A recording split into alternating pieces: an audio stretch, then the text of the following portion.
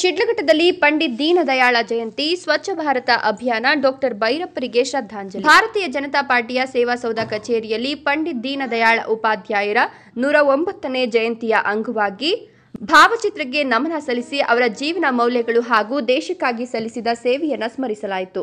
ನಂತರ ಮಾತನಾಡಿದ ಜಿಲ್ಲಾಧ್ಯಕ್ಷ ಸಿಕಲ್ ರಾಮಚಂದ್ರೇಗೌಡ, ಭಾರತ ಉಳಿಬೇಕಾದ್ರೆ ಸನಾತನ ಧರ್ಮ ಉಳಿಬೇಕು. ಕಾಂಗ್ರೆಸ್ ಧೋರಣೆಗಳಿಂದ ದೇಶವನ್ನು ಉಳಿಸಿದ್ದು ದೀನದಯಾಳ್ ಉಪಾಧ್ಯಾಯರು ಅಂತ ಹೇಳಿದ್ರು. ಇದೇ ವೇಳೆ ದೇಶದ ಪ್ರಧಾನಿ ನರೇಂದ್ರ ಮೋದಿ ಅವರು ಕೂಡ ದೀನದಯಾಳ್ ಉಪಾಧ್ಯಾಯರ ಹಾದಿಯಲ್ಲಿಯೇ ನಡೀತಿದ್ದಾರೆ ಅಂತ ತಿಳಿಸಿದ್ರು. ದೀನದಯಾಳ್ ಉಪಾಧ್ಯಾಯರ ಜನ್ಮದಿನದ ಅಂಗವಾಗಿ ದೇಶದಾದ್ಯಂತ ಕಾರ್ಯಕ್ರಮಗಳನ್ನು ಆಯೋಜಿಸಲಾಗಿದೆ ಎಂದರು. ದೀನದಯಾಳ್ ಉಪಾಧ್ಯಾಯರು ತಮ್ಮ ಬಾಲ್ಯದಲ್ಲಿ ತಂದೆ ತಾಯಿ ಮತ್ತು ಸಹೋದರರನ್ನ ಕಳೆದುಕೊಂಡಿದ್ರು. ಹೀಗಿದ್ರೂ ಅವರು ದೇಶಭಕ್ತಿಯಿಂದ ಕಠಿಣ ಪರಿಶ್ರಮದಿಂದ ವಿದ್ಯಾಭ್ಯಾಸ ಮಾಡಿದ್ರು. ಬಡ ವಿದ್ಯಾರ್ಥಿಗಳಿಗೆ ಸಹಾಯ ಮಾಡುವ ಉದ್ದೇಶದಿಂದ ಝೀರೋ ಅಸೋಸಿಯೇಷನ್ ಎಂಬ ಸಂಸ್ಥೆಯನ್ನು ಸ್ಥಾಪಿಸಿದ್ರು. ದೀನದಯಾಳ್ ಉಪಾಧ್ಯಾಯರ ನಾಯಕತ್ವದಿಂದಲೇ ದೇಶದಲ್ಲಿ ಹಿಂದುತ್ವ ಉಳಿದಿದೆ ಅಂತ ಬಿಜೆಪಿ ನಾಯಕರು ಹೇಳಿದ್ರು. ಅವರು 52ನೇ ವಯಸ್ಸಿನಲ್ಲಿಯೇ ದೇಶಕ್ಕಾಗಿ ಸಾಕಷ್ಟು ಸಾಧನೆಗಳನ್ನು ಮಾಡಿದ್ದ ಅವರಿಗೆ ಕೊನೆಯಲ್ಲಿ ರೈಲ್ವೆ ಸ್ಟೇಷನ್ನಲ್ಲಿ ರೈಲ್ವೆ ಹಳಿಗಳ ಮೇಲೆ ಕೊಲೆ ಮಾಡಿದ್ದು ದೇಶದಲ್ಲಿರುವ ಸಂಸ್ಕೃತಿಯನ್ನು ತೋರಿಸುತ್ತದೆ ಅಂತ ಆಕ್ರೋಶ ವ್ಯಕ್ತಪಡಿಸಿದ್ರು. ಆದರೆ ಇಂತಹ ಮಹಾನ್ ವ್ಯಕ್ತಿಗಳ ತ್ಯಾಗದಿಂದಲೇ ದೇಶ ಉಳಿದಿದೆ ಅಂದರು. ಇದೇ ವೇಳೆ ಕನ್ನಡ ಸಾಹಿತ್ಯ ಲೋಕದ ಹಿರಿಯ ಸಾಹಿತಿ, ಕಾದಂಬರಿಕಾರರಾದ ಡಾಕ್ಟರ್ ಎಸ್. ಎಲ್. ಭೈರಪ್ಪ ಇತ್ತೀಚೆಗೆ ನಿಧನರಾದ ಹಿನ್ನೆಲೆಯಲ್ಲಿ ಅವರ ಅಪಾರ ಸಾಹಿತ್ಯ ಕೊಡುಗೆಯನ್ನು ನೆನೆದು ಭಾವಪೂರ್ಣ ಶ್ರದ್ಧಾಂಜಲಿ ಸಲ್ಲಿಸಲಾಯಿತು. ಭೈರಪ್ಪರು ತಮ್ಮ ಕೃತಿಗಳ ಮೂಲಕ ಪೀಳಿಗೆಯನ್ನು ರೂಪಿಸಿದ ಮಹಾನ್ ಸಾಹಿತ್ಯ ದಿಗ್ಗಜರು ಅಂದರು.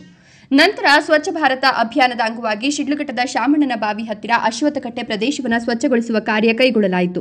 ಪಕ್ಷದ ಕಾರ್ಯಕರ್ತರು ಹಾಗೂ ಸಾರ್ವಜನಿಕರು ಸೇರಿ ಕೈಜೋಡಿಸಿ ಪರಿಸರ ಸ್ವಚ್ಛತೆಗೆ ಮುಂದಾದರು.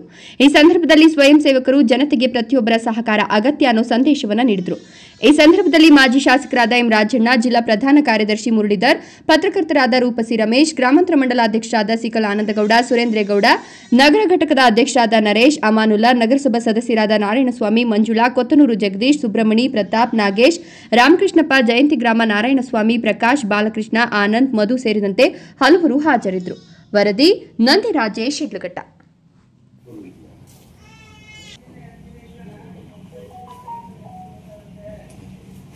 ಭಾರತದಲ್ಲಿ ಸನಾತನ ಧರ್ಮ ಉಳಿಬೇಕು, ಭಾರತ ಉಳಿಬೇಕು ಅಂತ ಹೇಳಿದ್ರೆ ಕಾಂಗ್ರೆಸ್ ಧೋರಣೆಗಳು, ನೆಹರು ಅವರು ತಗೊಂಡಿರ್ತಕ್ಕಂಥ ನಿಲುವುಗಳ ಮೇಲೆ ಭಾರತ ಯಾವ ದಿಕ್ಕಿನಲ್ಲಿ ಹೋಗ್ತಾ ಇದೆ ಅಂತೇಳಿ ಆತಂಕದಲ್ಲಿ ಭಾರತ ಉಳಿಸ್ಬೇಕಂತಕ್ಕಂಥ ಒಬ್ಬ ವ್ಯಕ್ತಿ, ಆ ವ್ಯಕ್ತಿಯ ಶ್ರಮದಿಂದ ಇವತ್ತು ಭಾರತೀಯ ಜನತಾ ಪಾರ್ಟಿ ಕೂಡ ಉದ್ಭವವಾಗಿದೆ. ಆ ನಿಟ್ಟಿನಲ್ಲಿ ಇವತ್ತು ದೇಶ ಆಳ್ತಕ್ಕಂಥ ಮೋದಿಜಿಯವರ ಹಾದಿಯಲ್ಲಿ ಕೂಡ ಸಾಕಷ್ಟು ಜನ ಇವತ್ತು ದೇಶ ಉಳಿತಕ್ಕಂಥ ಕೆಲಸ ನಡೀತಾ ಇದೆ.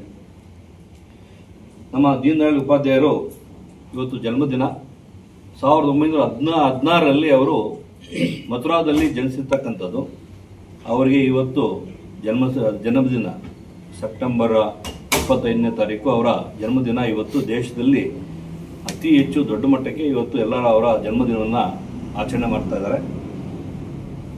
ಅವರು ಬಾಲ್ಯದಲ್ಲೇ ಅವರ ತಂದೆ ತಾಯಿನ ಕಳ್ಕೊಂಡು, ಸಹೋದರನ ಕಳ್ಕೊಂಡು, ಅವರಿಗೆ ಕುಟುಂಬದಲ್ಲಿ ಅವರಿಗೆ ಯಾವುದೇ ಪ್ರೀತಿ ವಾತ್ಸಲ್ಯ ಸಿಕ್ಕಿಲ್ಲ. ಆದರೆ ಅವರಿಗೆ ಅಗಾಧವಾಗಿ ದೇಶದ ಪ್ರೇಮ, ಆ ಪ್ರೇಮದ ಮೇಲೆ ಅವರು ವಿದ್ಯಾಭ್ಯಾಸ ಮಾಡಬೇಕಾದ್ರೆ ಸಾಕಷ್ಟು ಅವರು ರ್ಯಾಂಕ್ ಬಂದು ವಿದ್ಯಾರ್ಥಿ ವೇತನ ಪಡ್ಕೊಂಡು ಬಹುಮಾನ ಪಡ್ಕೊಂಡು ಓದಿರ್ತಕ್ಕಂಥದ್ದು. ಸನಾತನ ಧರ್ಮದ ಬಗ್ಗೆ ಕೂಡ ಅಧ್ಯಯನ ಮಾಡಿರ್ತಕ್ಕಂಥ ಪದವಿ ಪಡ್ಕೊಂಡಿದ್ದಾರೆ. ಅವರಿಗೆ ಅವ್ರ ಜೊತೆಗೆ ಸಾಕಷ್ಟು ಬಡವರು ಓದೋದಕ್ಕೆ ದುಡ್ಡಿಲ್ಲ ಅಂತಕ್ಕಂಥವರಿಗೆ ಅವರು ಓದುವಾಗಲೇ ಝೀರೋ ಅಸೋಸಿಯೇಷನ್ ಅಂತ ಮಾಡಿ ಒಂದು ಅಸೋಸಿಯೇಷನ್ ಪ್ರಕಾರ ದುಡ್ಡನ್ನ ಒಂದು ಸಹಾಯ ಮಾಡಿಕೊಂಡು ಸಾಕಷ್ಟು ವಿದ್ಯಾರ್ಥಿಗಳಿಗೆ ಓದೋದು ಕೂಡ ಅವರು ಸಹಾಯ ಮಾಡಿರ್ತಕ್ಕಂಥದ್ದು. ಅವರ ನಾಯಕತ್ವ ಇವತ್ತು ಹಿಂದುತ್ವವನ್ನು ಉಳಿಸಬೇಕಂತ ಒಂದು ಏನು ದೊಡ್ಡ ಮಟ್ಟಕ್ಕೆ ಅವರು ಹೋರಾಡಿದ್ದಾರೆ. ಬಿಜೆಪಿನ ಕಟ್ಟಿದ್ದಾರೆ. ದೇಶದಲ್ಲಿ ಇವತ್ತು ಕೇಸರಿಮಯ ಆಗಿರ್ತಕ್ಕಂಥದ್ದು. ಇಂತಹ ಮಹಾನ್ ಭಾವರು 52 ವರ್ಷ ವಯಸ್ಸಿನಲ್ಲೇ ಅವರಿಗೆ ಇಷ್ಟೊಂದು ದೊಡ್ಡ ಸಾಧನೆ ಮಾಡಿದ್ದಾರೆ. ಅವರಿಗೆ ಕೊನೆ ಅಂತೆ ದೇಶ ಉಳಿಸ್ತಕ್ಕಂಥ ಕೆಲಸ ಮಾಡೋರಿಗೆ ಅವತ್ತು ರೈಲ್ವೆ ಸ್ಟೇಷನ್ನಲ್ಲಿ ರೈಲ್ವೆ ರಾತ್ರಿ ಪ್ರಯಾಣ ಮಾಡಬೇಕಾದ್ರೆ ಬೆಳಿಗ್ಗೆ ಅಷ್ಟೊತ್ತಿಗೆ ಅವ್ರನ್ನ ಕೊಲೆ ಮಾಡಿ ರೈಲ್ವೆ ಸ್ಟೇಷನ್ನಲ್ಲಿ ರೈಲುಗಳ ಇದ್ರ ಮೇಲೆ ಹಳಿಗಳ ಮೇಲೆ ಅವ್ರನ್ನ ಹಾಕಿರ್ತಕ್ಕಂಥದ್ದು ಈ ದೇಶದಲ್ಲಿರ್ತಕ್ಕಂಥ ಸಂಸ್ಕೃತಿ. ಕಾಂಗ್ರೆಸ್ನಲ್ಲಿ ಇವತ್ತು ದೇಶನ ಉಳಿಸ್ತಕ್ಕಂಥ ಸಂಸ್ಕೃತಿ ಇಲ್ಲ, ಹೊಡೆಯತಕ್ಕಂಥ ಸಂಸ್ಕೃತಿ. ಈ ಥರ ಪುಣ್ಯಾತ್ಮರು ಇರೋದ್ರಿಂದನೇ ಇವತ್ತು ನಮ್ಮ ದೇಶ ಉಳಿದಿದೆ. ಆ ನಿಟ್ಟಿನಲ್ಲಿ ಮೋದಿಜಿಯವರು ಕೂಡ ಹೊರಟು ಇವತ್ತು ದೇಶ ಉಳಿಸ್ತಾ ಇದ್ದಾರೆ. ದೀನದಯಾಳ್ ಉಪಾಧ್ಯಾಯರು ಇವತ್ತು ನಮ್ಮ ದೇಶಕ್ಕೆ ಉಳಿವಿಗಾಗಿ ಏನೋ ಒಂದು ಜನ್ಮ ತಳೆದಿದ್ದಾರೆ. ಅವ್ರಿಗೆ ಇವತ್ತು ಶುಭಾಶಯಗಳನ್ನು ಹೇಳ್ಬೇಕಂತ ಇವತ್ತು ಕಾರ್ಯಕ್ರಮ ಇಟ್ಕೊಂಡಿದ್ವಿ. ಎಲ್ರಿಗೂ ಧನ್ಯವಾದ. ಅವರು ದೊಡ್ಡ ಕವಿ, ಸಾಕಷ್ಟು ಪುಸ್ತಕಗಳನ್ನು ಬರೆದಿದ್ದಾರೆ. ಅವರು ಸಾಹಿತಿಗಳು ಆಗಿದ್ದಾರೆ. ಅವರು ಇವತ್ತು ಇನ್ನಿಲ್ಲ. ಅವ್ರಿಗೂ ಅವರ ಆತ್ಮಕ್ಕೆ ಶಾಂತಿ ಸಿಗಲಿ ಅಂತ ಹೇಳ್ಬಿಟ್ಟು ಇವತ್ತು ಈ ಸಂದರ್ಭದಲ್ಲಿ ಎಲ್ಲ ಮುಖಂಡರು ಇದರಲ್ಲಿ ಇದೊಂದು ಶ್ರದ್ಧಾಂಜಲಿ ಸಲ್ಲಿಸತಕ್ಕಂತ ಒಂದು ಕಾರ್ಯಕ್ರಮ ಮಾಡಿದ್ದೀವಿ. ಎಲ್ಲ ಒಳ್ಳೆಯದಾಗಿ. ಭಾರತೀಯ ಜನತಾ ಪಕ್ಷದ ಜಿಲ್ಲಾ ಘಟಕದಿಂದ ಅವರ ಜನ್ಮದಿನಾಚರಣೆಯನ್ನು ಹಾಗೂ ಕಾದಂಬರಿಕಾರ ಎಸ್.ಎಲ್. ಭೈರಪ್ಪನವರ ಒಂದು ನಮನ ಕಾರ್ಯಕ್ರಮವನ್ನು ಕೂಡ ನಾವು ಶಿಡ್ಲಘಟ್ಟದ ಸೇವಾಸದ ಹಮ್ಮಿಕೊಂಡಿದ್ದೇವೆ. ಏನು ದೀನ್ ದಯಾಳ್ ಉಪಾಧ್ಯಾಯರು ಈ ರಾಷ್ಟ್ರದ ಸನಾತನ ಧರ್ಮವನ್ನು ಉಳಿಸಬೇಕಾದ್ರೆ ಅವರು ಯಾವ ರೀತಿ ಜನಸಂಘನ ಜೊತೆ ಕೈ ಜೋಡಿಸಿ ಆ ಒಂದು ಸನಾತನ ಧರ್ಮವನ್ನು ಮಾನವತಾವಾದಿ ಏಕತಾ ಚಿಂತನೆ ಮಾಡಿ ಈ ರಾಷ್ಟ್ರದಲ್ಲಿ ಇವತ್ತು ಭಾರತೀಯ ಜನತಾ ಪಕ್ಷ ಉದಯ ಆಗಬೇಕಾದ್ರೆ ಶ್ಯಾಮ್ ಪ್ರಕಾಶ್ ಮುಖರ್ಜಿ ಮತ್ತು ದೀನ್ ದಯಾಳ್ ಉಪಾಧ್ಯಾಯ ಅವರು ಒಟ್ಟಾಗಿ ಹೆಗಲು ಕೊಟ್ಟು ಈ ರಾಷ್ಟ್ರದಲ್ಲಿ ಭಾರತೀಯ ಜನತಾ ಪಕ್ಷನ ಹುಟ್ಟಾಕಿದ್ರು. ಅವರು ಪ್ರಾರಂಭದಿಂದಲೇ ಕೂಡ ದೇಶಭಕ್ತಿ, ಸನಾತನ ಧರ್ಮ ಮತ್ತು ಹಿಂದುತ್ವ ಇದ್ರ ಬಗ್ಗೆ ಹೋರಾಟ ಮಾಡಿ ಇವತ್ತು ನಾವೆಲ್ಲರೂ ಕೂಡ ಭಾರತೀಯ ಜನತಾ ಪಕ್ಷ ಈ ಒಂದು ಬೃಹದಾಕಾರವಾಗಿ ಬೆಳೆಬೇಕಾದ್ರೆ ಇವತ್ತು ನಾವು ಗುರು ಮಹನೀಯರನ್ನು ಕೂಡ ನಿಲ್ಕೋಬೇಕಾಗ್ತದೆ. ಇಂಥ ಮಹನೀಯರಲ್ಲಿ ಇವತ್ತು 1916ರಲ್ಲಿ ಜನಿಸಿದಂಥ ನಮ್ಮ ದೀನ್ ದಯಾಳ್ ಉಪಾಧ್ಯಾಯರು ಅವರ ವಿದ್ಯಾಭ್ಯಾಸವನ್ನು ಕೂಡ ಸನಾತನ ಧರ್ಮ ಶಾಲೆಯಲ್ಲೇ ಮಾಡಿ ಅವತ್ತು ಅವರು ತಮ್ಮ ಜೀವನವನ್ನೇ ಈ ಹಿಂದುತ್ವ, ಸನಾತನ ಧರ್ಮ ಮತ್ತು ಜನಸಂಘ ಮತ್ತೆ ಭಾರತೀಯ ಜನತಾ ಪಕ್ಷಕ್ಕೆ ಮುಡುಪಾಗಿಟ್ಟು ನಮಗೆಲ್ಲರೂ ಕೂಡ ಮಾದರಿಯಾಗಿದ್ದಾರೆ. ಅವರ ಮಾರ್ಗದರ್ಶನದಲ್ಲಿ ಅವರ ಏನು ಸಿದ್ಧಾಂತಗಳನ್ನು ನಾವು ಕೂಡ ಜೀವನದಲ್ಲಿ ಅಳವಡಿಸ್ಕೋಬೇಕಂತ ಈ ಸಂದರ್ಭ ಹೇಳ್ತಾ ಮತ್ತೊಮ್ಮೆ ಅವರಿಗೆ ಈ ಜನ್ಮ ದಿನಾಚರಣೆಯ ಒಂದು ಆಚರಣೆಯನ್ನೆಲ್ಲ ಮಾಡ್ತಾ ಇದ್ವಿ. ಅದೇ ರೀತಿ ಎಸ್.ಎಲ್. ಭೈರಪ್ಪನವರು ಕೂಡ ಅವರ ಆತ್ಮಕ್ಕೆ ಶಾಂತಿ ಸಿಗಲಿ ಅಂತೇಳಿ ಈ ಸಂದರ್ಭದಲ್ಲಿ ಕೇಳಲಿಕ್ಕೆ ಇಷ್ಟ. ಇವತ್ತು ಒಂದಿನ ಸಂತೋಷ, ಒಂದು ದಿನ ಒಂದು ಕಡೆ ದುಃಖ ಎರಡೂ ಆಗ್ತಾ ಇದೆ. ಒಂದು ಗಾದೆ ಮಾತಿದೆ, ಹುಟ್ಟು ಆಕಸ್ಮಿಕ, ಸಾವು ಖಚಿತ ಅಂತ. ನಾವು ಇಂಥ ಜಾತಿನಲ್ಲಿ ಹುಟ್ಟಬೇಕು, ಇಂಥ ಧರ್ಮದಲ್ಲಿ ಹುಟ್ಟಬೇಕು ಅಂತ ಹೇಳ್ಬಿಟ್ಟು ಯಾರು ಟೆಂಡರ್ ಹಾಕಿರೋದಿಲ್ಲ. ಆಗಿರೋ ಆ ಹುಟ್ಟಿರೋ ಅಂತ ಒಂದು ಸಂಸ್ಕೃತಿ ಅವರ ಜ್ಞಾನದಿಂದ ಅವರು ಬೆಳೀತಾರೆ. ಭಾರತ ದೇಶದ ಭಾರತೀಯ ಜನತಾ ಪಕ್ಷದ ದುರಂತ ಅಂತಂದ್ರೆ ನಮ್ಮ ಪ್ರಮುಖ ನಾಯಕರು ಯಾರ್ಯಾರಿದ್ರೋ ಎಲ್ಲಾನು ಸಹ ಸಂಶಯಾತ್ಮಕವಾಗಿ ಸಾವನ್ನಪ್ಪಿದ್ರು.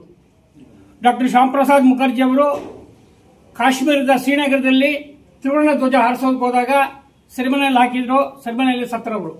ಯಾಕೆ ಅಂತ ಇವತ್ತರೆಗೂ ಕಾರಣ ಗೊತ್ತಾಗಲಿಲ್ಲ. ಪಂಡಿತ್ ದೀನ್ ದಯಾಳ್ ಶರ್ಮಾ ನಮ್ಮ ಉಪಾಧ್ಯಾಯ ಅಂತವರು ಕಾಶಿಗೆ ಕೇವಲ 10 ಕಿಲೋಮೀಟರ್ ದೂರದಲ್ಲಿರುವ ಮೊಘಲ್ ಸಾರಾಯ್ ರೈಲ್ವೆ ನಿಲ್ದಾಣದಲ್ಲಿ ಅವರ ಶವ ಗೋಚರ ಆಯಿತು, ರೈಲ್ವೆ ಹಳಿಗಳ ಮೇಲೆ. ಇವತ್ತರೆಗೂ ಗೊತ್ತಾಗಲಿಲ್ಲ. ನಮ್ಮ ಮಾಜಿ ಪ್ರಧಾನಮಂತ್ರಿಗಳು ದಿವಂಗತ ಲಾಲ್ ಬಹದ್ದೂರ್ ಶಾಸ್ತ್ರಿಗಳು ರಷ್ಯಾಕ್ಕೆ ಹೋದಾಗ ಅಲ್ಲಿ ಅವರು ಸಾವನ್ನಪ್ಪಿದ್ರು. ಅವರ ಒಂದು ದೇಹ ಡೆಲ್ಲಿಗೆ ಬರೋಷ್ಟೊತ್ತಿಗೆ ನೀಲಿಗೆ ಬಣ್ಣಕ್ಕೆ ಬಂದಿತ್ತು. ಅಧಿಕಾರ ದಾಹಕ್ಕಾಗಿ ಏನ್ ಬೇಕಾದ್ರೂ ಮಾಡ್ತಾರೆ ಅನ್ನೋದನ್ನ ಅವತ್ತೇ ತುಳಿಯೋಕೆ ನೋಡಿದ್ರು. ಅಲ್ಲಿ ಇವೆಲ್ಲ ಮೆಟ್ಟಿ ನಿಂತ ನಮ್ಮ ಮೋದಿಜಿಯವರು ಇವತ್ತು ವಿಶ್ವಕ್ಕೆ ಗುರುವಾಗಿ ಅವರು ಮಿಂಚ್ತಾ ಇದ್ದಾರೆ. ಅವರ ಇನ್ನೂ ಹೇಳೋದು ಜಾಸ್ತಿ ಇದೆ, ಆದರೆ ಸಮಯ ಬಹಳ ಕಮ್ಮಿ ಇದೆ. ಜಿಲ್ಲಾಧ್ಯಕ್ಷರು ಚಿಕ್ಕಬಳ್ಳಾಪುರದಲ್ಲಿ ಸಹ ಇವತ್ತು ಕಾರ್ಯಕ್ರಮ ಹಮ್ಮಿಕೊಂಡಿದ್ದಾರೆ. ಇನ್ನು ನಮ್ಮ ಎಸ್.ಎಲ್. ಭೈರಪ್ಪ ಕರ್ನಾಟಕದಲ್ಲ, ಭಾರತದ ಮಹಾನ್ ಚೇತನ.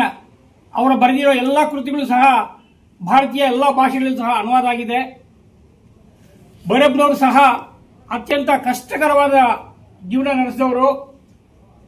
ತಂದೆ ತಾಯಿಗಳನ್ನ ಕಳ್ಕೊಂಡಿದ್ದಾರೆ. ಅವರು ತಮ್ಮ ಸತ್ತಾಗ ಅವ್ರ ಶವ ಸಂಸ್ಕಾರಕ್ಕೆ ಜನ ಯಾರು ಬಂದಿಲ್ಲ.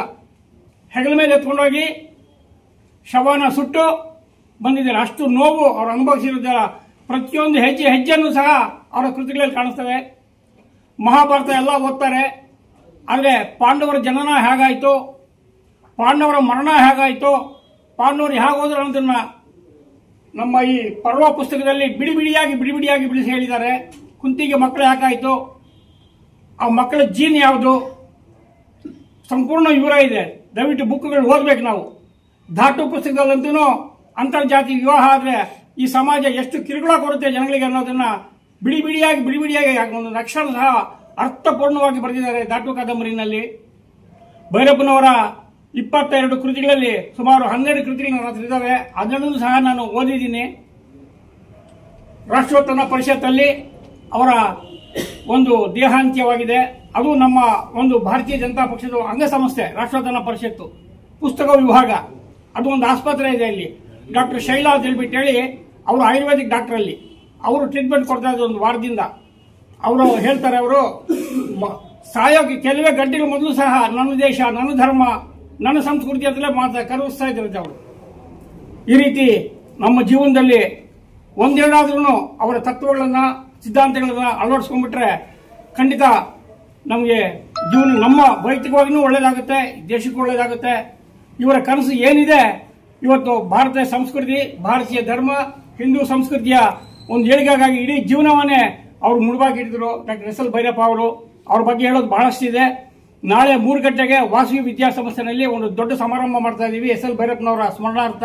ದಯವಿಟ್ಟು ಎಲ್ಲರೂ ಬನ್ನಿ ಅಲ್ಲಿಗೆ. ಇನ್ನು ಹೆಚ್ಚಿನ ಒಂದು ಮಾಹಿತಿ ಅಲ್ಲಿ ನಿಮ್ಗೆ ಸಿಗ್ತದೆ ಅಂತ ಹೇಳ್ಬಿಟ್ಟು ಹೇಳಿ ಇವತ್ತು ಇನ್ನು